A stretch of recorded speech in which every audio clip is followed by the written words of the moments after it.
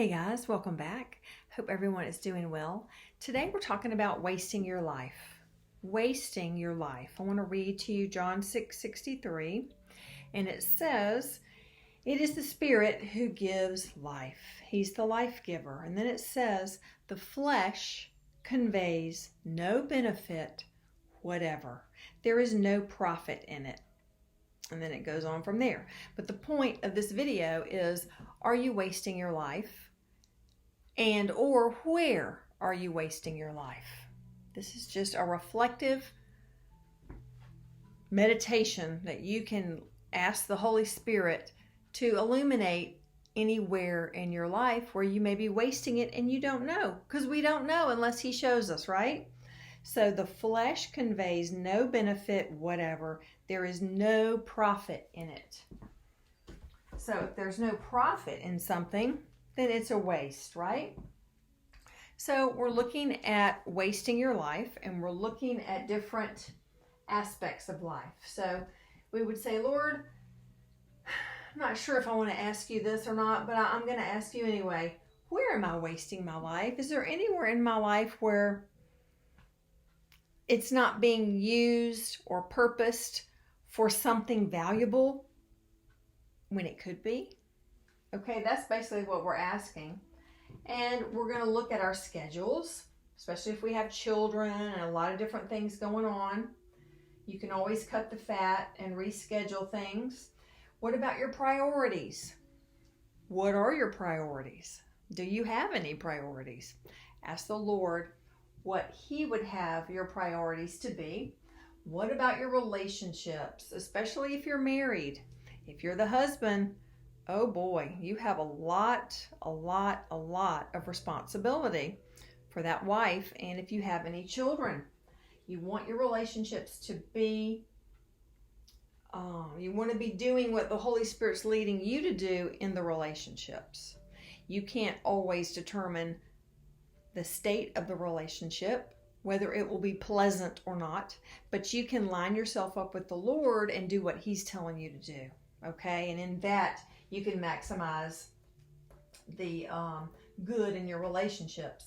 What about your habits? Do you have any habits that you just do because you've always done them and you've never kind of said, hey, do I need to shift something around here? I remember a few years ago, I had Fridays free. They just came up free on my schedule and for several weeks. And I just thought, well, I'm not doing anything on Friday. I didn't need the extra time off. I didn't need to use the day for anything. It was just kind of hanging there in outer space. And I said, Lord, is there anything you want me to do on this day? Because I don't really, seems like a wasted day. And then a few weeks later, I met this woman who needed help with her children. So I watched two of her children most Fridays for about a year. And it was really a great time. And it was the Lord doing that. What about old ruts that you're in? And that can be in any of these areas. You can have an old rut that, you're just thinking, it's time for me to get out of this. I want to do something different. What about strongholds that may be in your life? Pornography is a big stronghold in many men's lives and in women's lives. I have some people in my life that have issues with that. And so that is something that you need to pay attention to and get help and healing for and deal with that. What about at work? Are you getting distracted at work? Is there something wasteful happening at work? What about in your home life? And what about in your free time, if you have any? So we're going to look at all of those things, and the Lord will always graciously show you something if you want to know what it is. So you just ask Him. But first thing you're going to do is acknowledge it. And kind of like I did, I said, well, Fridays are pretty wasted. I'm just hanging around doing nothing, and I didn't need the rest. It wasn't being used at all.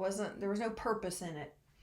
So you're going to acknowledge it. And then if it's a habit or an old rut or something like that, you can, if you want, explore the need that you have for it. Well, maybe the need for that Friday day for me being free was that I needed a day of rest and all the other days were filled up. That would be a legitimate need. So the day would be purposed properly, but you can explore the need for it. If it's an old thing that you've been doing for many years, there may be a need behind it that you have to address before you can shift that time. And then you're going to address the need with healing. So you're going to address the underlying need and get healing for it. And then you're going to replace whatever it was that was wasted with something that's valuable. That's the point of this.